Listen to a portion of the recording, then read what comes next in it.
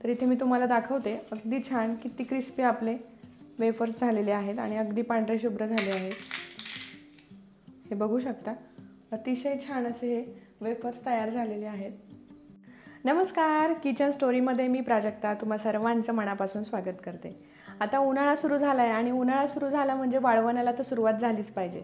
आता उन्हाळ्यातले वाळवण म्हटलं की पहिले येतात ते वेफर्स।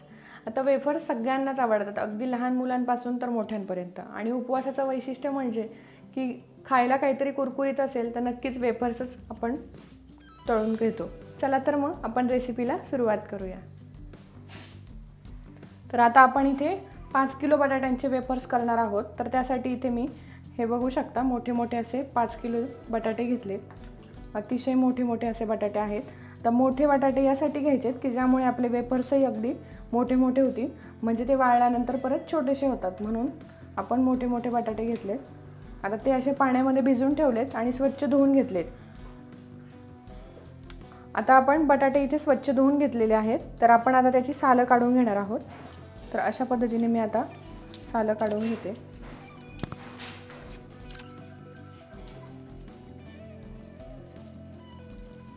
तर अशा पद्धतीने आपण पूर्ण बटाट्याचा साल काढून घ्यायचा आणि बटाटा लगेचच आपण पाण्यामध्ये टाकून देणार आहोत। तर अशा प्रकारे मी आता सगळ्या बटाट्यांची सालं इथे काढून घेते।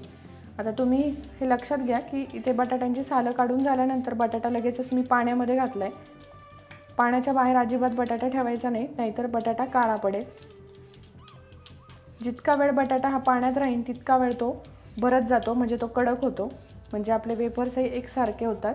त्यासाठी इथे बटाटा आपण लगेचच साल काढून झाल्यानंतर पाण्यात टाकून द्यायचं आहे। अशा प्रकारे मी आता सर्व बटाट्यांची सालं काढून घेते। तर अशा प्रकारे मी पूर्ण बटाट्याची साल काढून घेतली। अशा प्रकारे इथे बघू शकता तुम्ही। तर अशा प्रकारे आता बटाट्यांची साल काढून घेतल्यानंतर सुद्धा बटाटे पाण्यामध्येच ठेवलेले आहेत। तर आता आपण या बटाट्यांची वेफर्स बनवून घेऊ। तर आता वेफर्स कसे बनवायचे चला आपण बघूया। आता इथे एक प्लेट घेतली आहे आणि प्लेटमध्ये मी पाणी घालून घेतले। आता यामध्येच आपण वेफर्स करून घेणार आहोत। तर इथे आता हे वेफर्सचं मशीन आहे।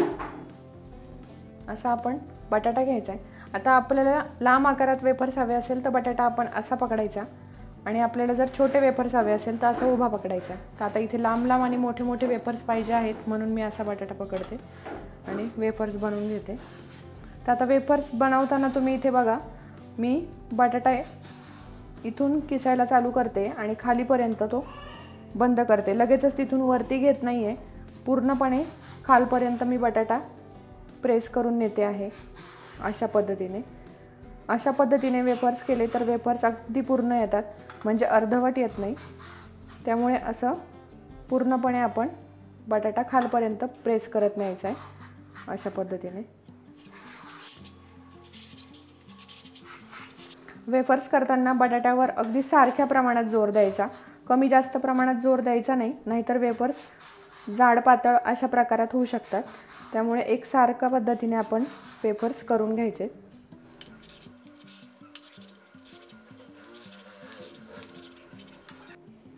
तर आता तुम्ही बघू शकता, इथे मी पूर्ण एक बटाट्याचे वेफर्स करून घेतले आणि वेफर्स अगदी लांब लांब आणि मोठे मोठे झाले। तर अशा पद्धतीने अगदी लांब लांब आपले वेफर्स तयार झाले, अगदी एकसारखे झालेत, कुठे जाड आणि पातळ असे दिसत नाहीये, अगदी छान एकसारखे असे आपले वेफर्स तयार झाले।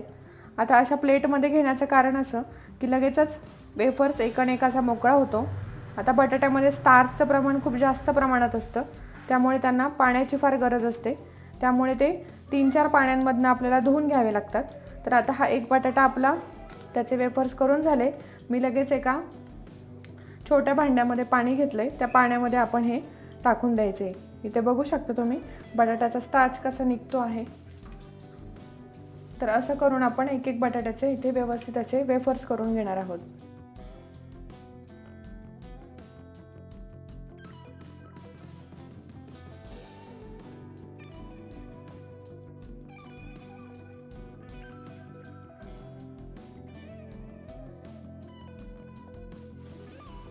तर अशा प्रकारे एक एक बटाट्याचे आपण इथे वेफर्स करून घ्यायचे आणि या भांड्यात लगेच टाकून द्यायचे। वेफर्स करताना अजिबातही बटाटा वरती राहता कामा नये, नाही तर तो लगेचच काळा पडतो, म्हणून तो लगेच पाण्यात टाकायचा। तर अशा पद्धतीने इथे मी पूर्ण बटाट्यांचे असे वेफर्स बनवून घेतले। इथे बघू शकता तुम्ही अगदी लांब लांब छान मोठे असे वेफर्स तयार झालेत। आता हे एकाच पाण्यामध्ये ठेवले। अशा प्रकारे आता मी 4 पाण्यांमधून हे वेफर्स व्यवस्थित असे स्वच्छ धुवून घेणार आहे आणि मग त्यानंतर 5व्या पाण्यामध्ये भिजायला ठेवणार आहे। तर अशा प्रकारे आता हे एका पाण्यातून दुसऱ्या पाण्यामध्ये दुसऱ्या भांड्यामध्ये मी घेते। आता बटाट्यामध्ये स्टार्च मोठ्या प्रमाणात असतो, त्यामुळे आपण याला 4 ते 5 पाण्यांनी व्यवस्थित असं धुवून घ्यायचं आहे। तर अशा प्रकारे मी आता दुसऱ्या पाण्यामध्ये हे घालून घेते। तर तुम्ही इथे बघू शकता अगदी असं पिवळसर आणि सफेद पाणी यातून निघतं आहे। आता हे ज्या पाण्यात टाकलं ते पाणी थंड आहे। थंड म्हणजे आपलं नॉर्मल टेम्परेचरचंच पाणी आहे, पण थंड पाणी घेतलं तरीही चालणार आहे। थंड पाण्यामध्ये हे ठेवल्यानंतर वेफर्स अगदी छान कडक होतात, असा त्याचा तुकडा पडत नाही, अगदी छान ते भरून येतात, म्हणून ते थंड पाण्यामध्ये भिजून घ्यायचे। तर इथे बघू शकता तुम्ही पाण्याचा रंग कसा पिवळसर येतोय।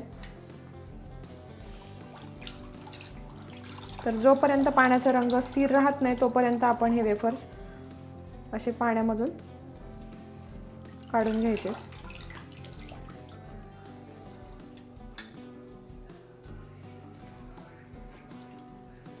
तर आता 2 पाण्यांमधून वेफर्स आपण स्वच्छ धुवून घेतले। आता मी तिसऱ्या पाण्यामध्ये घालून घेते।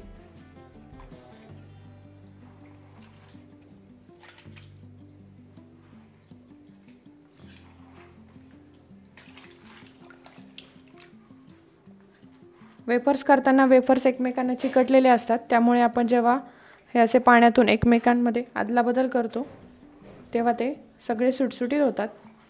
तर अशा प्रकारे मी 4 पाण्याने वेफर्स व्यवस्थित असे धुवून घेतले आणि त्यानंतर आता हे पाण्यामध्ये आपण असेच रात्रभर भिजू देणार आहोत। यामध्ये मी तुरटी वगैरे काही वापरणार नाही आहे। तुरटीचा वापर न करता आपण अशा प्रकारे वेफर्स करणार आहोत। तर इथे बघू शकता तुम्ही पाणी किती नितळ आणि स्वच्छ दिसतंय, म्हणजे वेफर्स खूप छान व्यवस्थित असे धुतले गेले। तर आता तुम्ही इथे बघू शकता अतिशय असे कडक हे वेफर्स झालेत, पाण्याने ते भरून गेलेत, त्यामुळे अशा प्रकारे आपण रात्रभर याला पाण्यामध्ये ठेवणार आहोत, म्हणजे हे छान असे भरून निघतील आणि मग आपण सकाळी याला बनवायला घेऊया। तर आता रात्रभर आपण पाण्यामध्ये वेफर्स भिजवून ठेवले होते, तर ते वेफर्स मी आता स्वच्छ एकदा पाण्याने धुवून घेतले आणि अशा पद्धतीने काढून घेतले। तर इथे बघू शकता तुम्ही आपला वेफर्स किती छान असा करकरीत झालेला आहे, अगदी छान कडक झालेले आहेत आपले वेफर्स। तर अशा पद्धतीने आपण हे रात्रभर पाण्यात भिजवून ठेवायचे आणि त्यानंतर त्या पाण्याने स्वच्छ धुवून झाल्यानंतर असे काढून ठेवायचे आहेत।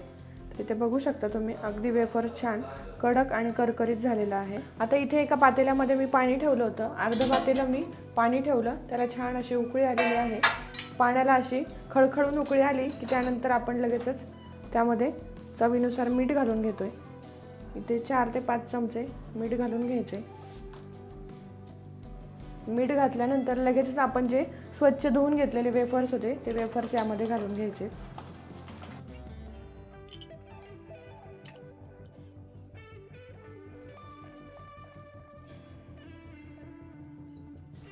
तर अशा पद्धतीने यामध्ये आपण वेफर्स घालून घ्यायचे आणि एकदा फक्त हे असं चमच्याने फिरवून घ्यायचे। तर वेफर्स पूर्णपणे पाण्यात बुडतील इतपत आपण पाणी ठेवायचे आणि फक्त 2 ते 3 मिनिट याला वाफेवर शिजवून घ्यायचे आणि लगेचच आपण गॅस बंद करणार आहोत। तर अशा पद्धतीने पूर्णपणे वेफर्स पाण्यामध्ये बुडालेले आहेत आणि मी आता 2 मिनिटांसाठी यावर प्लेट ठेवते फक्त, आणि 2 मिनिटांनंतर लगेचच आपण हे गॅस बंद करणार आहोत। तर आता इथे 5 मिनिट झालेले आहे, मी प्लेट काढून घेते आणि एकदा वेफर्स चेक करते। तर आता आपले वेफर्स व्यवस्थित असे शिजलेले आहेत। खूप जास्तही शिजवायचे नाही आपल्याला, थोडेसे ते कच्चेच ठेवायचे। खूप जास्त जर शिजवले तर त्याचा तुकडा पडतो, तर आपल्याला तसे खूप जास्त शिजवायचे नाही आहेत। आता आपण अशा पद्धतीने याचं पाणी नितरून घ्यायचं आणि एका गाळणीमध्ये हे ठेवून घ्यायचे।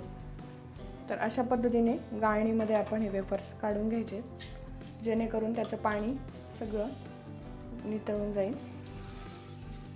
तर तुम्ही इथे बघू शकता वेफर्स पूर्ण अख्खा आहे, अजिबात त्याचा तुकडा पडलेला नाही आहे, त्यामुळे आपण खूप जास्त हे शिजवायचे नाही आहेत, म्हणजे ते सुकायला जेव्हा आपण घालतो तेव्हाही त्याचे खूप तुकडे होतात आणि असे थोडेसे कच्चे ठेवले तर ते सुकवायलाही फार सोपे जातात।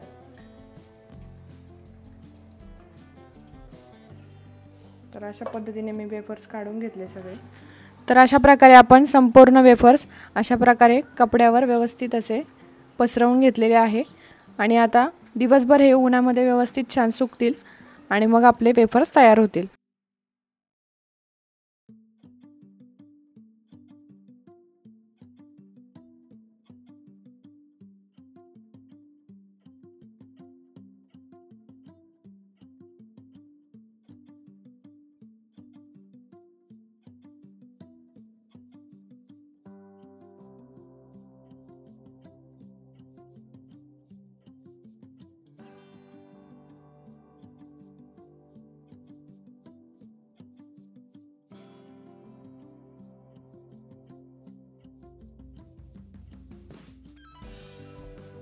आता वेफर्स इथे छान कडकडीत उन्हामध्ये व्यवस्थित असे सुकले गेलेले आहे आणि आता आपण वेफर्स तळून बघूया। त्यासाठी इथे मी कढईमध्ये तेल ठेवलंय। तेल छान व्यवस्थित गरम झालंय आणि गॅस मी पूर्ण कमी करून ठेवलाय। आता आपण थोडे थोडेसे वेफर्स टाकून हे तळून घेऊया।